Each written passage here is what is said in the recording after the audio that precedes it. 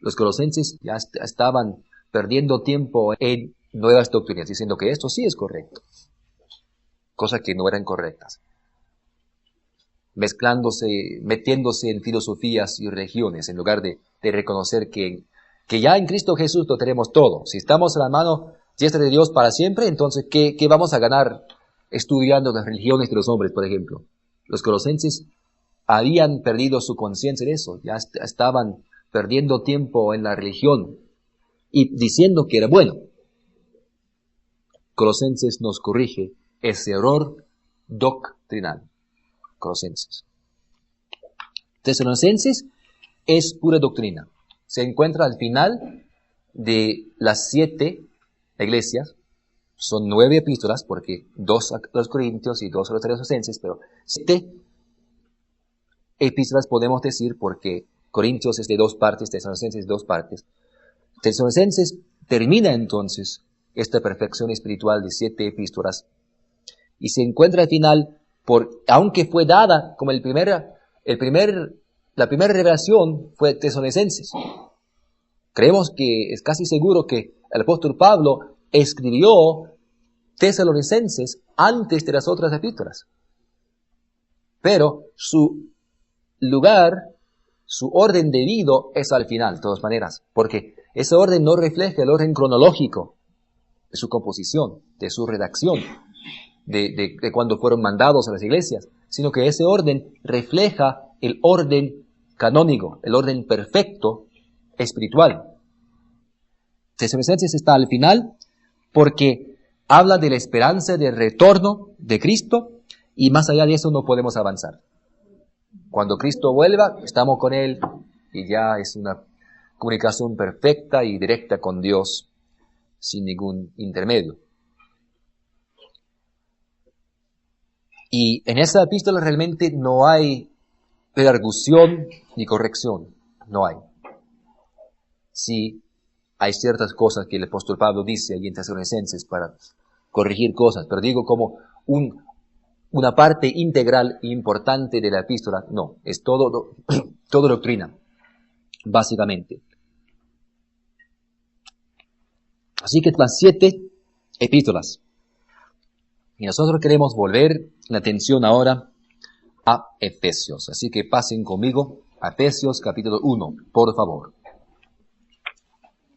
Efesios, la cima.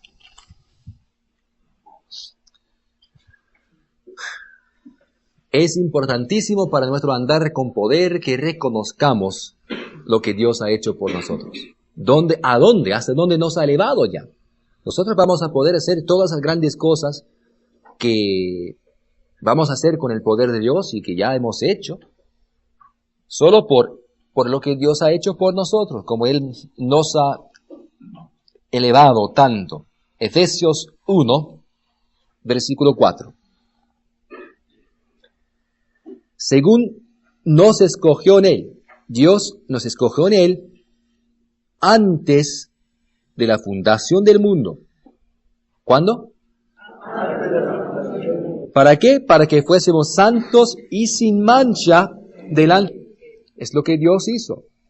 Él nos escogió para que fuésemos santos y sin mancha delante de Él. Esto nos recuerda de Romanos, porque Romanos nos habla de cómo ya no hay pecado que nos separe de Dios. Él nos escogió antes de la fundación del mundo para que fuésemos santos y sin mancha delante de Él. Antes de la fundación del mundo lo hizo. ¿Qué cosa? Haber sido escogidos por Dios. Pues lo que dice aquí. Él nos escogió. Y ya hemos de ser santos y sin mancha delante de Él. En amor, versículo 5, habiéndonos, ¿qué? Predestinado para ser adoptados hijos suyos. Somos sus hijos de amor. Es por amor que Dios ha hecho esto. Dios nos ama.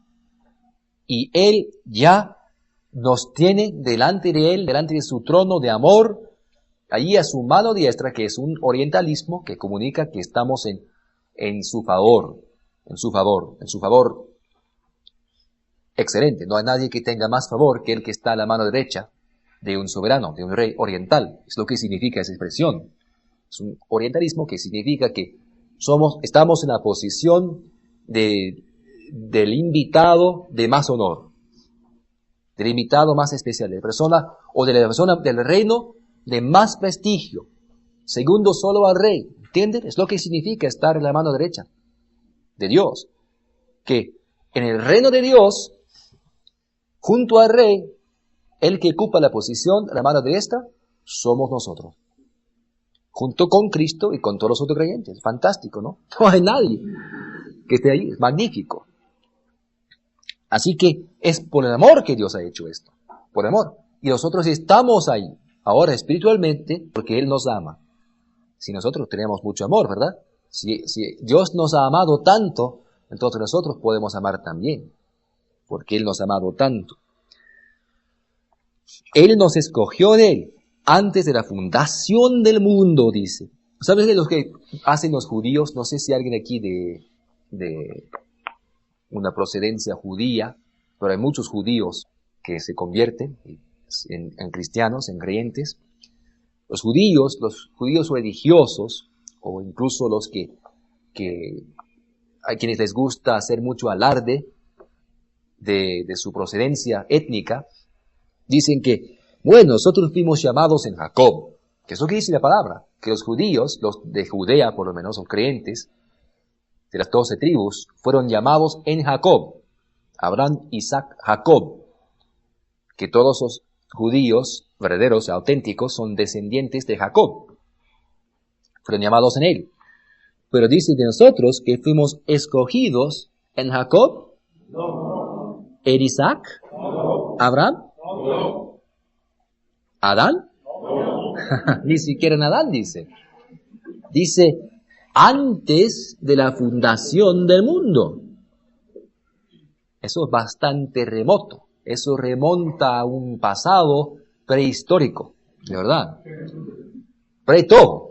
Es pre-todo, es antes de todo. Antes de la fundación del mundo.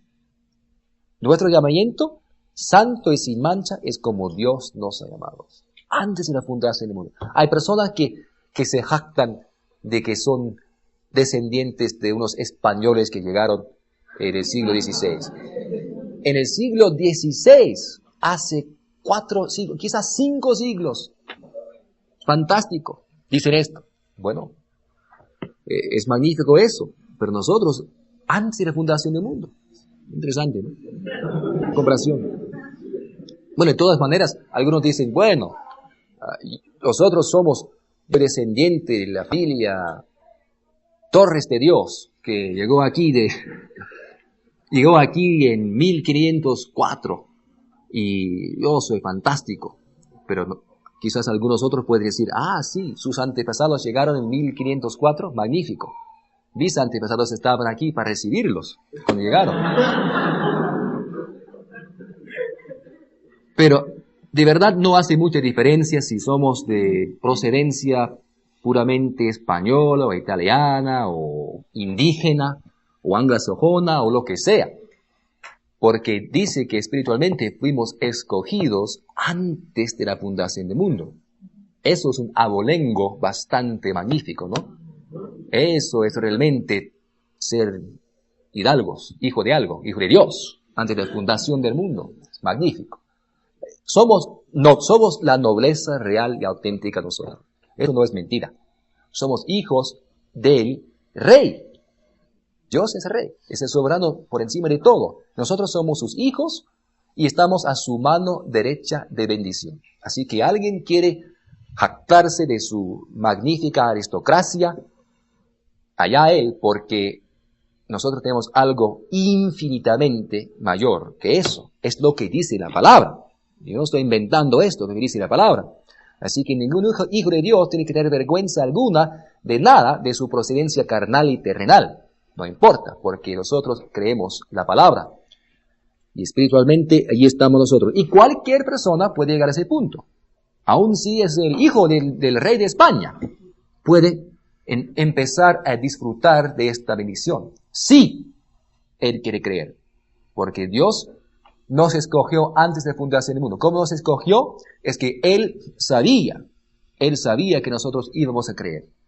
Ahora, si el rey de España quiere creer, o ya ha creído, yo no sé. Dios sabe, Dios lo sabía antes de la fundación del mundo. Pero nosotros sí hemos creído, eso sabemos. Y aquí estamos. Aquí estamos en la tierra, pero espiritualmente, ¿dónde estamos? A la mano diestra de Dios, del Rey del universo. Nosotros somos lo que la palabra de Dios dice que somos y tenemos lo que la palabra de Dios dice que tenemos. Así que nosotros podemos ser justificados en tener cierto orgullo espiritual en ser hijos de Dios. Así que andemos sin miedo. Efesios 1, versículo 21 dice que nosotros estamos sobre todo principado, Cristo está sobre todo principado y autoridad y poder y señorío y sobre todo nombre que se nombra, no solo en este siglo, sino también en el venidero. Eso es estar muy alto, muy alto. No solo en este siglo, no solo en este mundo, esta era en la cual estamos viviendo, sino para toda la eternidad. En el venidero también. Qué magnífico. Efesios 2, versículo 6. Y juntamente con Cristo Dios nos resucitó y asimismo nos hizo sentar en los lugares celestiales con Cristo Jesús. Estamos sentados en los lugares celestiales con Cristo Jesús. ¿Ok? ¿Qué dice esto? La palabra. ¿Puede ver por qué tenemos que magnificar la palabra? La palabra es lo que nos da las respuestas. La palabra es lo que nos dice estas cosas maravillosas. Dios engrandece su palabra. Dios magnifica su palabra. Nos toca a nosotros magnificar su palabra también, porque la palabra es lo que da poder a los hombres y a las mujeres hoy. Una razón por la cual nosotros estamos aquí en esta clase hoy es porque las cosas del mundo no son preeminentes para nosotros. De otro modo, ahí estaríamos. Muchas personas ricas, personas de grandes posesiones, de gran alcurnia, de gran linaje noble, para ellos, bueno, están contentos con esta vida. Tienen todo lo que quieren. Tienen prestigio, tienen riquezas, tienen fama, tienen salud, tienen esto, tienen aquello. Y cuando se les confronta con la palabra, bueno, si empiezan a creer la palabra, entonces estas cosas que ellos creen que son tan importantes, empiezan a carecer entonces de tanto valor. Perderían en su mente, porque ya creen que tienen una situación tan aventajada en el mundo. Pero el que realmente quiere vivir abundantemente, tiene que ver que las cosas del mundo no valen mucho en comparación con las cosas eternas de Dios. Así que los muy ricos en este mundo tienen que aprender a ver las cosas en perspectiva. Y la cosa de ser muy rico en el mundo es cuestión de perspectiva personal. Puede que un hombre se vea como un hombre muy privilegiado, que caramba, tiene todo lo que un hombre pudiera querer, desear, pero en su corazón quizás él piense otra cosa. Otra persona podría ser que él pareciera la miseria del mundo, la escoria del mundo, está viviendo por debajo de todo, o sea, no tiene nada, pero en su mente es orgulloso como si fuera el rey de España. Así que es todo relativo a la persona y lo que piense dentro de él. El orgullo no es exclusivo de las aristócratas. Hay muchos del otro extremo que son orgullosísimos. Y el orgullo es lo que nos corta, es lo que siempre nos separa. Es una de las cosas que nos separan del amor de Dios. No, el amor de Dios nos llama a olvidarnos de las cosas de este mundo, sean positivos, sean negativos, para abrazar las cosas de su gloria, de su grandeza. Porque no hay nada mayor, no puede compararse, no hay nada que se pueda comparar con estar sentado a la mano diestra del soberano, excelso, todopoderoso del universo, para toda la eternidad. No hay nada. Y esto de estar sentados indica algo completo, algo acabado, algo terminado, estar sentado. Tiene que ver también con algo, con la situación física concreta de estar sentado al lado de un rey, pero también tiene la idea de estar sentado, ya no tenemos que trabajar más. Si se sienta, lo que se comunica aquí es que entonces ya no hay que hacer otra cosa. No tenemos que estar de pie para trabajar, estamos sentados. Es una cosa completa. Estamos reposados en Cristo. Y la palabra es tan magnífica. Si Satanás quiere magnificar algo que vaya en contra de la palabra, ¿qué nos toca a nosotros hacer? Rechazar las cosas del diablo y magnificar lo que dice la palabra. No hablar de cómo el diablo haya podido interferir en nuestras vidas, sino hablar de cómo Dios ha intervenido porque nosotros le hemos invitado a entrar en nuestras vidas y bendecirlos. Capítulo 3 de Efesios, versículo 17. Para que habite Cristo por la fe en vuestros corazones, a fin de que arraigados y cimentados, ¿en qué? Dios nos ha llamado al amor. En amor nos ha llamado al amor. Un versículo clave de nuestra clase es Efesios 1:4, junto con 5a, que ya leemos nosotros. Que nos escogió antes de la fundación del mundo, para que fuésemos santos y sin mancha delante de Él, en amor, habiéndonos predestinado. Dios nos predestinó en amor, nos escogió en amor. Ustedes saben que nos escogió porque sabía que nosotros íbamos a ¿qué? Querer creer su palabra. Así que nos escogió en amor, para que viviéramos en amor. Escritura fundamental de la clase, Efesios 1:4, con el entendimiento del que sigue en Efesios 1:5. Arraigados y cimentados ¿en qué? En amor. En amor. Esto de habite, para que Cristo habite, para que habite Cristo por la fe, es saturarnos, es permanecer en nosotros, saturando nuestro ser, imbuyendo nuestro ser completo de su presencia divina y poderosa. Arraigados, cimentados, con raíces. Esto de arraigados tiene que ver con raíces bien firmes en la tierra santa de nuestras almas. La palabra de Dios permaneciendo allí para siempre. Bueno, hemos visto la palabra, hemos visto lo que dice. Estamos en la mano diestra de Dios, estamos allí, nada nos puede quitar de allí. ¿Qué vamos a creer? ¿Lo que dicen los hombres o lo que dice la palabra de Dios? Era la cuestión que tuvieron que responder, tuvieron que contestar los apóstoles del primer siglo. ¿Se acuerdan de Hechos? Que estaban diciendo, dejen de hablar de Cristo. Y ellos dijeron, ¿hemos de obedecerles a ustedes o a Dios? Es la pregunta que cada hombre, cada mujer tiene que hacerse. Porque siempre va a haber presión, siempre va a haber presiones, personas que quieran decirnos que no creamos tales cosas, que no perdamos tiempo en esto, que no perdamos tiempo en estas cosas, que no hagamos esto, que no hagamos aquello. Siempre va a haber personas, no van a faltar personas que nos quieran disuadir del camino que nosotros hemos tomado. No van a faltar. Pero no, ¿qué importa esto? No importa nada si nosotros tenemos el valor de pararnos firmes en lo que Dios dice. No depende de mí, no depende de ningún líder, no depende del doctor Wilby, depende de cada uno de nosotros. En la santidad de su propio andar con Dios, es una cosa individual. Yo no tengo que santificar sus vidas con nada, ni el doctor Wilby, ni nadie. Dios ya les ha santificado sus vidas con su Espíritu Santo. Ahora depende de ustedes tomar la decisión diaria y voluntaria de todos los días, de andar según esa santificación, ese poder, esa magnificencia espiritual que Dios ya les ha dado. A todos ustedes. Es un andar personal. Cuando ustedes reciben revelación, ustedes la reciben. Cuando ustedes ministran, ustedes lo hacen.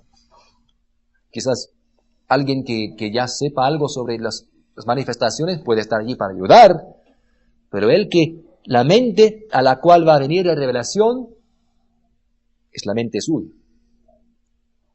Y yo no puedo ponerme allí en su mente para ayudarles. Yo puedo estar a su lado, creyendo con ustedes, enseñándoles cosas. O otro líder, pero es un andar individual. Una decisión individual. Muy individual. Casi todas las religiones, todos los grandes movimientos ideológicos son grupos y movimientos de masas. De masas. La política es cosa por lo general hablan siempre de la comunidad, de la sociedad. No tratan del individuo. Siempre creen que el grupo es más importante que el individuo. Bueno, Jesucristo y Dios siempre trataron con el individuo. ¿Se acuerdan del camino a Emaús? Jesucristo no con grandes masas, no con muchedumbres, sino con dos individuos. Dios trabaja con cada individuo individualmente. A nosotros nos interesan los números en el sentido de que queremos que la palabra llegue a todas partes del mundo, pero verdaderamente no nos interesa poder decir, bueno, 1000 personas tomaron la clase fundamental el mes pasado y que tenemos 500 iglesias nuevas en Oriente, algo así. Claro que nos encantaría poder decirlo. Yo creo que un día lo podremos decir. Pero no son los números, no son las cantidades en sí que nos interesan. Es solo la calidad de la palabra que está llegando a la gente. Y sabemos que hay muchas personas que quieren creer. Así que es cuestión de movernos nosotros para estar en el lugar correcto, en el momento correcto, para hablar esa palabra, para que haya nuevos creyentes. Pero no se pierdan jamás la visión individual del ministerio de Dios. Nosotros no somos una persona que nos deleitemos en grandes números. No, nos deleitamos en individuos. La palabra va a extenderse por el mundo entero porque cada uno gana a otro. Cada uno gana a uno. No por movimientos masivos de evangelización. No. Es cada uno ganando a uno. Es lo que Dios hace, es como Dios trabaja. Dice aquí en sus silabarios, dice que su perfección es nuestra perfección. Hemos sido llamados a un solo cuerpo. Cada uno de nosotros. Ahora, dentro de este cuerpo de creyentes, cada individuo es importantísimo, pero trabajamos como un grupo, como un cuerpo, como una unidad. Así nos realizamos. Cada individuo se realiza perfectamente como un individuo, trabajando dentro del cuerpo de Cristo. Porque para cada uno de nosotros y para todos nosotros colectivamente, su perfección es ¿qué? Nuestra perfección. Hablamos de Dios y de Cristo. Su amor es ¿qué? Nuestro amor. Su paz es nuestra paz. Y su gozo es nuestro gozo. Todo lo que le pertenece a Dios es nuestro. Porque todo lo que le pertenece a Dios es de Jesucristo. Jesucristo, Dios en Jesucristo en nosotros. Todo lo divino de Dios es nuestro. Todas esas cosas son por nosotros. Allí ven así el cuadro, dice nuestro llamamiento. Y ya leímos cómo fuimos escogidos mucho antes de la fundación del mundo. Estamos por encima, sobre todo nombre que se nombra, no solo en este mundo, sino en el mundo venidero. Estamos sentados a la mano diestra de Dios y estamos arraigados en amor. Lo que dice la palabra es lo que quiere decir. Cuando un árbol está arraigado y cimentado en el sentido en que la palabra de Dios lo está expresando aquí, no puede ser derribado por nada. No hay ninguna tormenta que pueda derribar un árbol bien arraigado. Así que no hay ninguna cosa en la vida, ninguna circunstancia, ninguna condición que nos pueda derribar a nosotros tampoco. Si nos arraigamos y nos cimentamos ¿en qué? En amor. Romanos 8, por favor, Romanos 8. Hablando de nuestra predestinación, de nuevo, de cómo Dios nos escogió antes de la fundación del mundo. Romanos 8, versículo 28. Y sabemos que los que aman a Dios, Romanos 8, 28. Sabemos que los que aman a Dios, todas las cosas les ayudan a ¿qué? Esto es, a los que conforme a su propósito son llamados. Porque a los que antes conoció, allí lo tenemos el versículo, Él nos predestinó porque Él ya supo, Él ya sabía antes de todo, en su presencia. Sabe todo, Él sabía que íbamos a escoger el camino de creer la palabra. Así que Él nos conoció, dice aquí en 29, porque a los que antes conoció, también los que los predestinó. La predestinación sigue al preconocimiento, a la presciencia. Dios sabía lo que íbamos a querer creer, así que nos predestinó. Ahí está el versículo clave para entender esto de predestinación. No tenemos que ejercitarnos y perder tiempo en pensamientos vanos y huecos sobre lo que es la predestinación. Todo hombre tiene libre albedrío. No es que Dios haya decidido antes de la fundación del mundo, bueno, yo voy a salvar a esta persona y yo voy a maldecir a esa persona. No, es que Dios sabía de antemano lo que nosotros íbamos a creer, y así que Dios entonces nos predestinó después de saber. A los que antes conoció, dice, también los predestinó para que fuesen hechos conformes, para que fuesen hechos conformes a la imagen ¿de quién? Para que Él sea el primogénito entre muchos hermanos. Jesucristo el primogénito, nosotros sus hermanos. Y a los que predestinó, a estos también que llamó. Y a los que llamó, a estos también que justificó. Ya no tenemos pecados que nos separen de Dios. Hemos sido justificados. Y a los que justificó, a estos también que glorificó. Mano diestra del Padre, de Dios, glorificados para siempre. La palabra de Dios. De verdad, el propósito entero de la clase avanzada se ve en Efesios 1:4, entendiendo este versículo a luz de la primera parte de Efesios 1:5, que Él nos predestinó en amor, que Él nos escogió antes de la fundación del mundo, para que fuésemos santos y sin mancha delante de Él. En amor, habiéndonos escogido, predestinado, dice la palabra.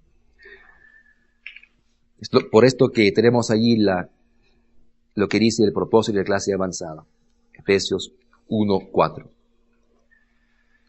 Somos llamados, somos santificados, somos sin mancha espiritualmente. Esto no significa que seamos perfectos en nuestro andar. Yo no conozco muchas personas que anden perfectamente, no conozco a nadie que ande perfectamente. Pero sí conozco a varias personas que andan bien, bastante bien. Me esfuerzo por ser uno de ellos y ustedes también, puesto que están aquí, por andar con el poder de Dios.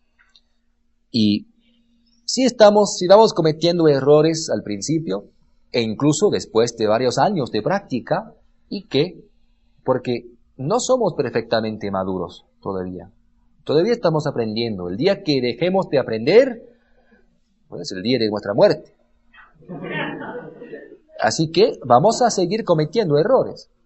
Pero no dejen jamás, no magnifiquen esa experiencia en sus vidas, no dejen que los errores que puedan cometer, de las veces que puedan meter esa pata fuera de comunión con el Padre, no dejen que esas veces nos desorienten, que lleguen a ser demasiado importantes para nosotros, porque los niños se tropiezan y ¿qué es? Es parte de ser un niño.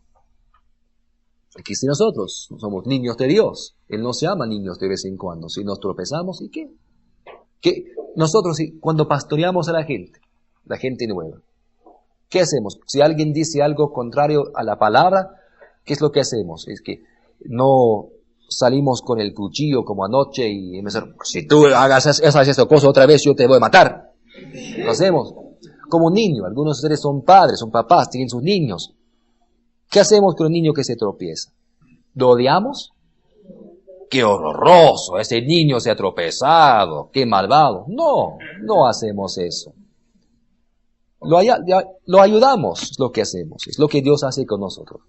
Él no está ahí esperando a castigarnos por tropezarnos.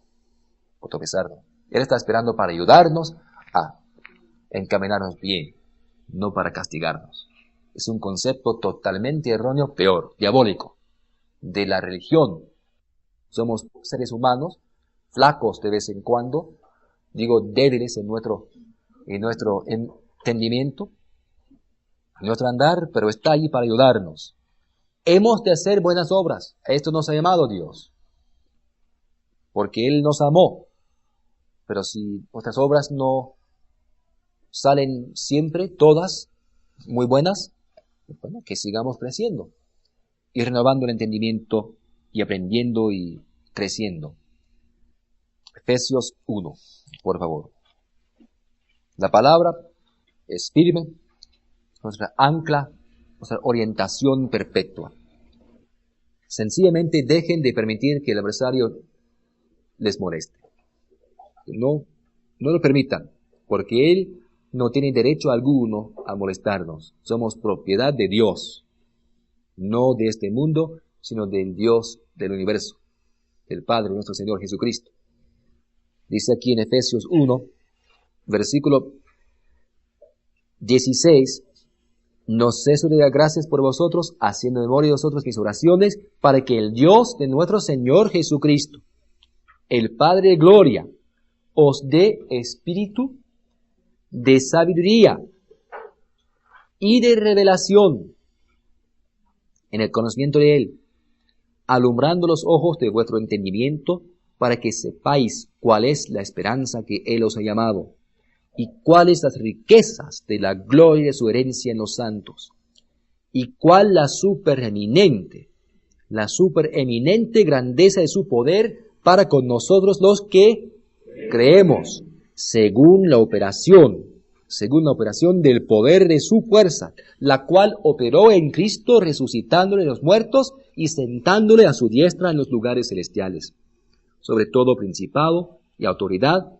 y poder y señorío, y sobre todo nombre que se nombra no solo en este siglo, sino también en el venidero.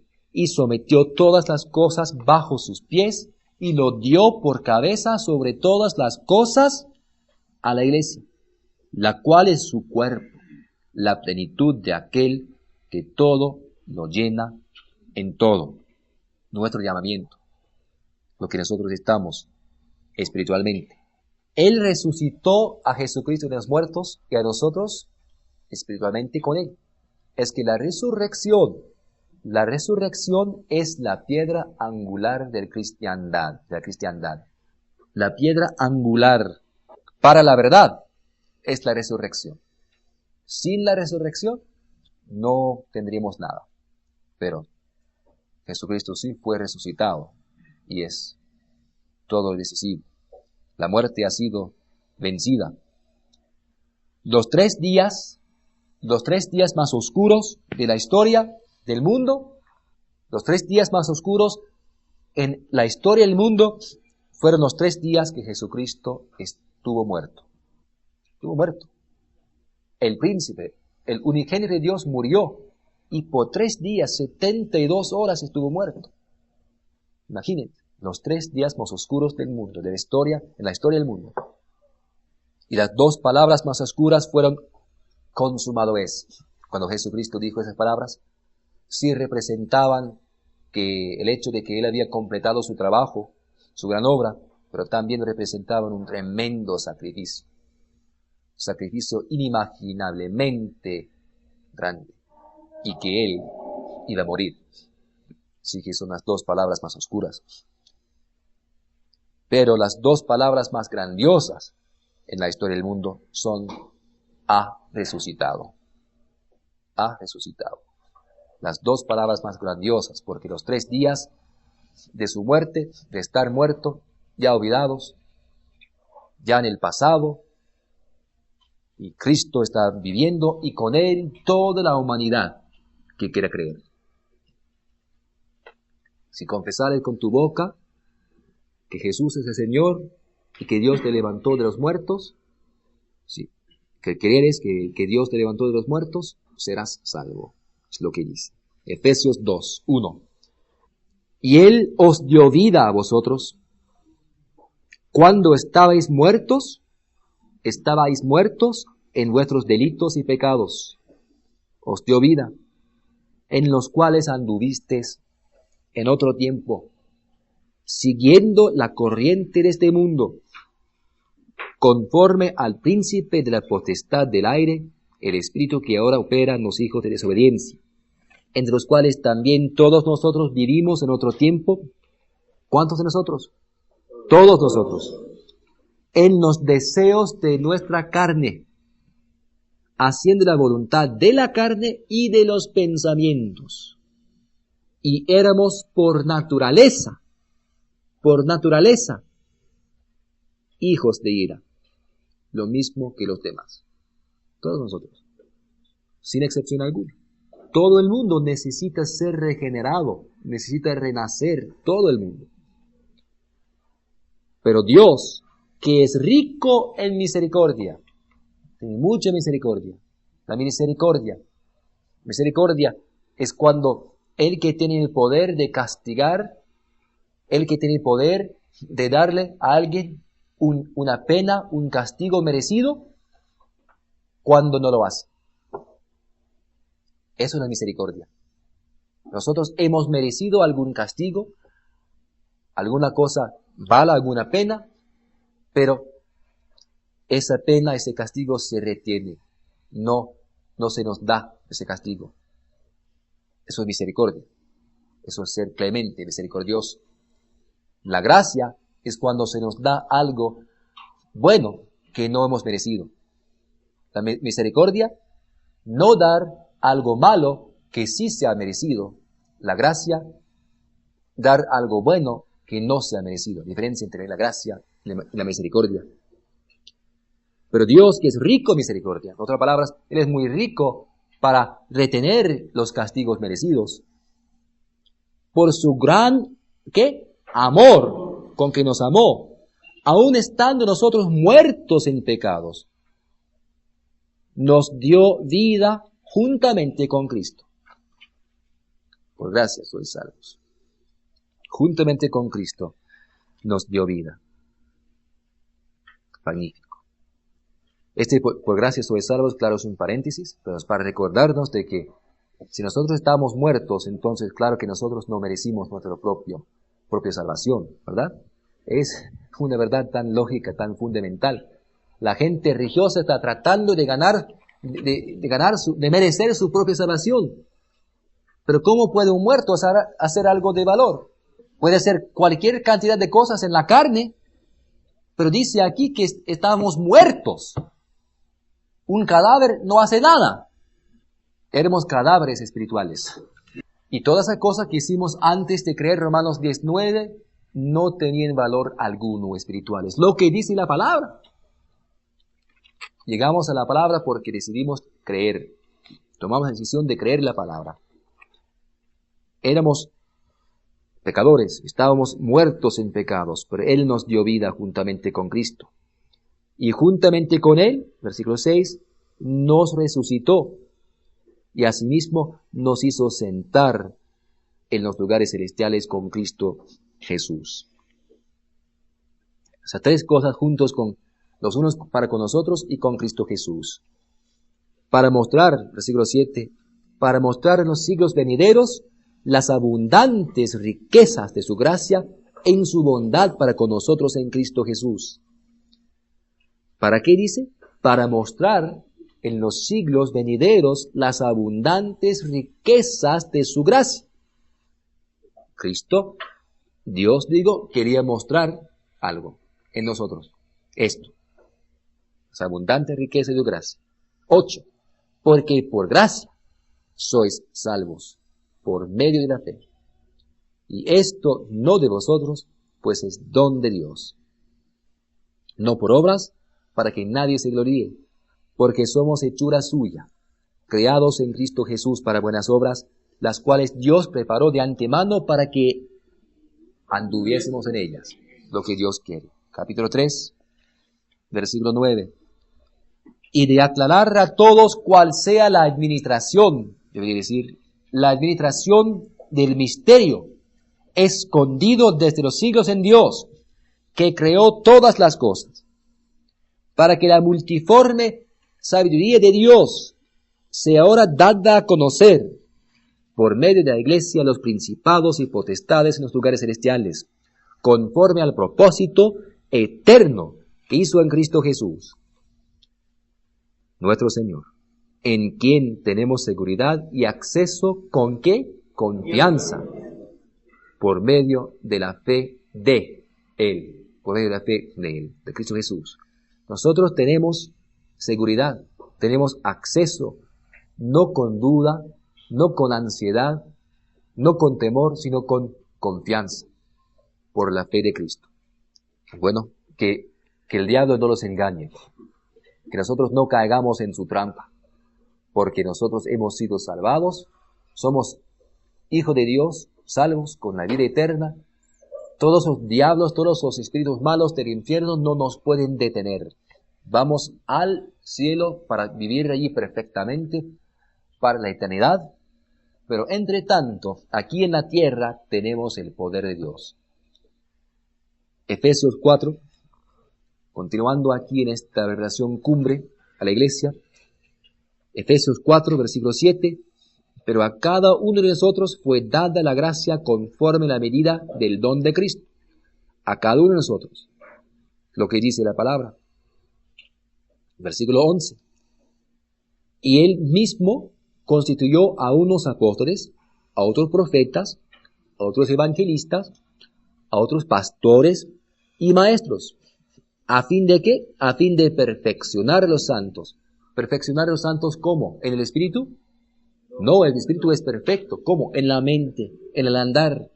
A fin de perfeccionar a los santos para la obra del ministerio, para la edificación del cuerpo de Cristo. Es por esto que existen los ministerios de maestros, evangelistas, pastores, profetas, apóstoles, para ayudar a los santos a madurar en su andar.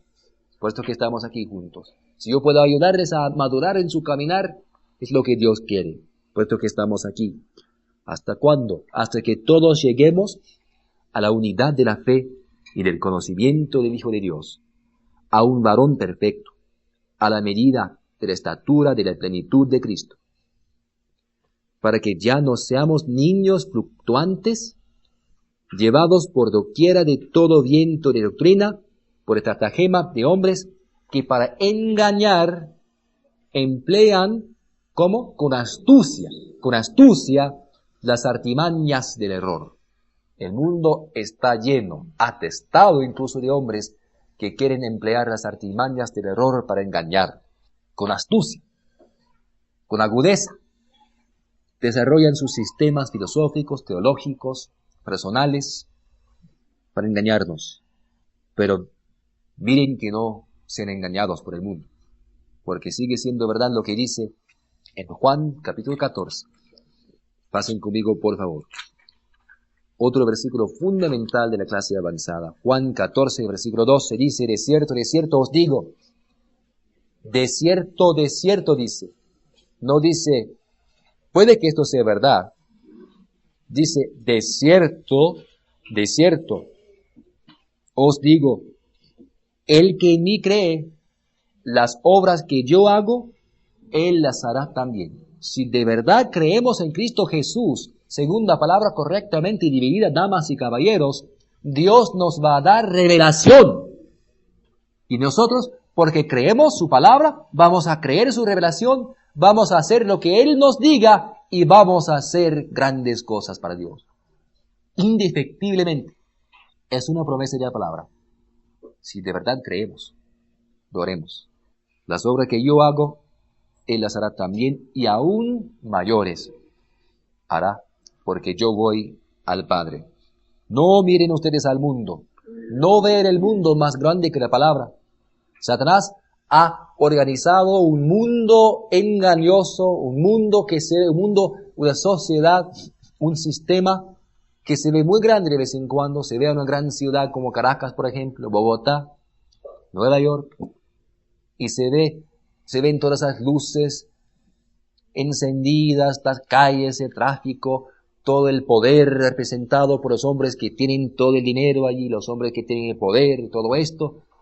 Se ven todos los pecados que están cometiendo los hombres y las mujeres y todo esto. Todas las filosofías de los hombres dicen esto, dicen aquello. pero no miren el mundo más grande que la palabra. Satanás puede hacer una gran conmoción, puede ser una gran turba, puede levantar un gran alboroto, Satanás, pero la palabra sigue siendo la verdad, mucho más poderosa que cualquier cosa que pudiera decir jamás cualquier representante diabólico de Satanás. No verán ustedes el mundo y las cosas que digan los hombres, no ven el mundo más grande que la revelación de Dios. Es un reto al creyente, es el desafío central de la clase avanzada. Ver la palabra más grande que el mundo. Ver la revelación divina más grande que las circunstancias. Para esto, Dios nos ha llamado.